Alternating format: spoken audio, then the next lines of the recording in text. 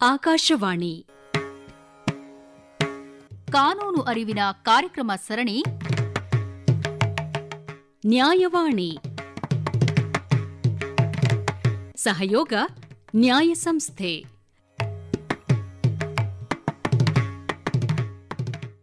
ನ್ಯಾಯವಾಣಿ ಕಾರ್ಯಕ್ರಮಕ್ಕೆ ಎಲ್ಲರಿಗೂ ಸ್ವಾಗತ. ಈಗ ಸಾಗರ್ ಮುಧೋಳ್ ವಕೀಲರು ನಮ್ಮ ಜೊತೆಗಿದ್ದಾರೆ. ಈಗ ಈ ಆಸ್ತಿ ಎಲ್ಲ ತಗೊಳ್ತೀವಲ್ಲ, ತಗೊಳ್ತೀವಿ, ಮಕ್ಕಳು ಇರ್ತಾರೆ, ಮಕ್ಕಳಿಗೂ ಕೂಡ ಬರೀತೀವಿ, ಮುಂದೆ ನಮ್ಮ ನೋಡ್ಕೊಳ್ತಾರೆ ಅಂತಿಕೊಂಡು ಕೆಲಸ ಏನ್ ಮಾಡ್ತಾರೆ, ಕೆಲವೊಬ್ರು ಈಗಲೇ ಅವ್ರ ಹೆಸರಿಗೆ ಮಾಡ್ಬಿಡೋಣ ಅಂತ ಮಾಡ್ಬಿಡ್ತಾರೆ. ಮಕ್ಕಳಿಗೆ ಕೊಟ್ಟಾದ್ಮೇಲೆ ವಾಪಸ್ ಅವರು ತಂದೆ ತಾಯಿಗಳನ್ನ ನೋಡಲ್ಲ. ಆ ಟೈಮಲ್ಲಿ ಕಾನೂನಿನ ಪರಿಹಾರ ಏನು? ನಾವು ನೋಡ್ತೀವಿ ನಗರ ಅಥವಾ ಹಳ್ಳಿ ಪ್ರದೇಶಗಳಲ್ಲಿ ಸಾಕಷ್ಟು ಜನ ಈಗ ಹಿರಿಯ ನಾಗರಿಕರು ತುಂಬಾ ಕಷ್ಟಪಟ್ಟು ಆಸ್ತಿಯನ್ನು ಮಾಡಿರ್ತಾರೆ ಮಕ್ಕಳಿಗೋಸ್ಕರ. ಸಾಮಾನ್ಯವಾಗಿ ತಂದೆ ತಾಯಿಯರ ಆಸ್ತಿ ಮಕ್ಕಳು ಅದನ್ನು ಆಮೇಲೆ ಅವರಿಗೆ ಹಸ್ತಾಂತರ ಆಗುತ್ತೆ. ಆದ್ರೆ ಬದುಕಿರುವಾಗಲೇ ನೀವು ಅದನ್ನು ನಮಗ್ ಕೊಡಿ ಅಂತ ಹೇಳಿ ತುಂಬಾ ಜನ ತಂದೆ ತಾಯಿಗೆ ಪೀಡಿಸಿ ತಗೊಂಡಿರ್ತಾರೆ. ತಗೊಂಡಿದ ನಂತರ ಆಸ್ತಿ ಒಂದು ಬಾರಿ ಅವರಿಗೆ ಹೆಸರಿಗೆ ಆದ ನಂತರ ಪೋಷಕರಿಗೆ ನಿರ್ಲಕ್ಷ್ಯ ಮಾಡೋದು ನಾವು ಸಾಮಾನ್ಯವಾಗಿ ಇವತ್ತಿನ ಒಂದು ಮಾಧ್ಯಮದಲ್ಲಿ ನಾವು ನೋಡ್ತಾ ಇದ್ದೀವಿ. ಕಾನೂನು ಹೇಳುತ್ತೆ, ಒಂದು ಬಾರಿ ನೀವು ಯಾರಿಗಾದ್ರೂ ಆಸ್ತಿಯನ್ನು ಬಿಟ್ಕೊಟ್ರೆ, ಕ್ರಯ ಅಥವಾ ಒಂದು ದಾನ ಪತ್ರದ ಮೂಲಕ ಅದು ಸಂಪೂರ್ಣವಾಗಿ ಅವರಿಗೆ ಸೇರಿರುತ್ತೆ ಅಂತ ಹೇಳಿ. ಆದ್ರೆ ಇಂಥ ಸಂದರ್ಭದಲ್ಲಿ ಪೋಷಕರು ತಮ್ಮ ಮಕ್ಕಳಿಗೆ ಒಂದು ಆಸ್ತಿಯನ್ನು ವಿಲೇವಾರಿ ಮಾಡಿದ ನಂತರ ಜವಾಬ್ದಾರಿಯನ್ನು ಮರ್ತು ಬಿಟ್ರೆ ಅವರಿಗೆ ಏನಾದ್ರೂ ಅದರ ವಿರುದ್ಧ ಏನಾದ್ರೂ ಕಾನೂನಿನಲ್ಲಿ ಪರಿಹಾರ ಇದೆನಾ ಅಂತ ಹೇಳಿದ್ರೆ ಖಂಡಿತವಾಗಿಯೂ ಇದೆ.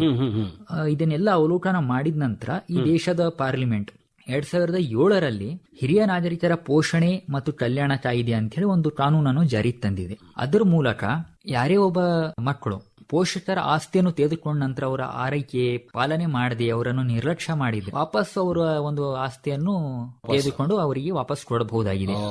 ಆದ್ರೆ ಈಗ ಎಷ್ಟೋ ಸಲ ವೃದ್ಧರಾಗಿರ್ತಾರೆ, ತೀರಾ ಅಷ್ಟು ವಯಸ್ಸಾಗಿರಲ್ಲ, ಇರ್ಲಿ ಅಂತೇಳಿ ಮಕ್ಕಳಿಗೆ ಕೊಟ್ಬಿಟ್ಟಿರ್ತಾರೆ.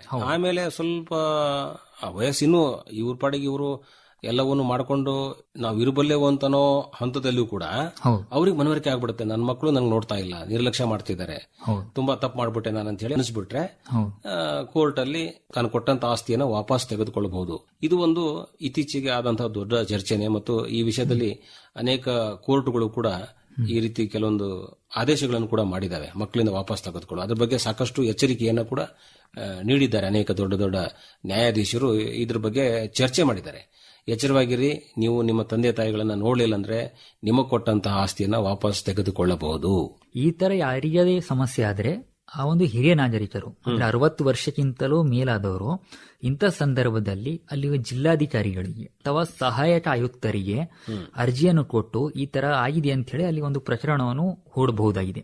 ಹೂಡಿದ ನಂತರ ಅದನ್ನು ವಿಚಾರಣೆ ಮಾಡ್ತಾರೆ ಸಂಬಂಧಪಟ್ಟ ಜಿಲ್ಲಾಧಿಕಾರಿ ಅಥವಾ ಸಹಾಯಕ ಆಯುಕ್ತರು. ಅಲ್ಲಿ ಒಂದು ಆದೇಶವನ್ನು ಕೊಡ್ತಾರೆ ಅವರು. ಅಂದ್ರೆ ನಾವು ಇದು ಮನೆಯ ಸಮಸ್ಯೆ, ಗೌರವದ ಪ್ರಶ್ನೆ, ನಮ್ಮ ಮನೆತನದ ಸಮಸ್ಯೆ, ಸುಮ್ಮನೆ ತೊಂದರೆ ಅನುಭವಿಸ್ತಾ ಕಠಿಣ ಜೀವನವನ್ನು ನಡೆಸಬಾರದು. ಯಾರೇ ಆಗಲಿ ಇಳಿಗಾಲದಲ್ಲಿ ಮಕ್ಕಳ ಸಹಾಯ ಸಹಕಾರಗಳು ತುಂಬಾ ಬೇಕಾಗಿರ್ತವೆ. ಸುಮಾರು ಜನ ಮಕ್ಕಳು ಇರ್ತಾರೆ, ಒಟ್ಟಾರೆ ಯಾರೋ ಒಬ್ರು ಜವಾಬ್ದಾರಿ ತಗೋಬೇಕು, ವಹಿಸಿರ್ಬೇಕು ಅಲ್ವಾ. ಹೆಚ್ಚಿಗೆ ಸಣ್ಣ ಮಗನಿಗೆ ಅಕಸ್ಮಾತ್ ನೋಡೋ ಜವಾಬ್ದಾರಿ ಬಿಟ್ಕೊಟ್ರೆ ಅವನಿಗೆ ಸ್ವಲ್ಪ ಹೆಚ್ಚಿನ ಆಸ್ತಿಯನ್ನು ಬಿಟ್ಕೊಟ್ಟಿರ್ತಾರೆ, ಅಪ್ಪ ಅಮ್ಮ ನೋಡ್ಕೋಪ್ಪ ನೀನು ಅಂತ ಹೇಳಿ.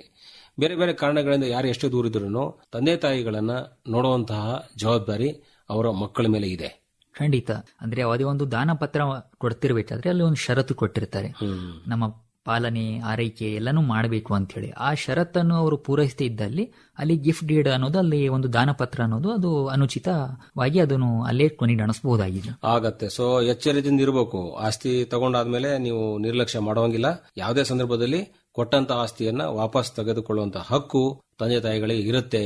ಖಂಡಿತ. ಈ ಒಂದು ಎಚ್ಚರಿಕೆಯನ್ನ ಕೊಡೋದ್ರ ಮೂಲಕವಾಗಿ ನಾವು ಈ ಮಾಹಿತಿಯನ್ನ ಇಲ್ಲಿಗೆ ಮುಗಿಸೋಣ ಸರ್. ಖಂಡಿತ. ಎಲ್ಲ ನಮ್ಮ ಕೇಳುಗರ ಪರವಾಗಿ ನಿಮಗೆ ಧನ್ಯವಾದ. ನಮಸ್ಕಾರ. ನಮಸ್ಕಾರ. ಇದುವರೆಗೆ ನ್ಯಾಯವಾಣಿ ಕಾನೂನು ಅರಿವಿನ ಕಾರ್ಯಕ್ರಮ ಸರಣಿ ಕೇಳಿದಿರಿ. ಸಹಯೋಗ ನ್ಯಾಯ ಸಂಸ್ಥೆ. ಕಾನೂನು ಮಾಹಿತಿಗಾಗಿ kannada.nya.org ವೆಬ್ಸೈಟ್ ಅನ್ನು ಅಥವಾ 9501081007 ವಾಟ್ಸ್ಆಪ್ ಸಂಖ್ಯೆಯನ್ನು ಸಂಪರ್ಕಿಸಬಹುದು. ನಿರ್ಮಾಣ ಜಾಂಪಣ್ಣ ಆಶಿಹಾಳ್. ಸಮಗ್ರ ನಿರ್ವಹಣೆ ಡಾಕ್ಟರ್ ಎಎಸ್ ಶಂಕರನಾರಾಯಣ. ಈ ಕಾರ್ಯಕ್ರಮ ಆಕಾಶವಾಣಿ ಬೆಂಗಳೂರು ಕೇಂದ್ರದ ಕೊಡುಗೆ.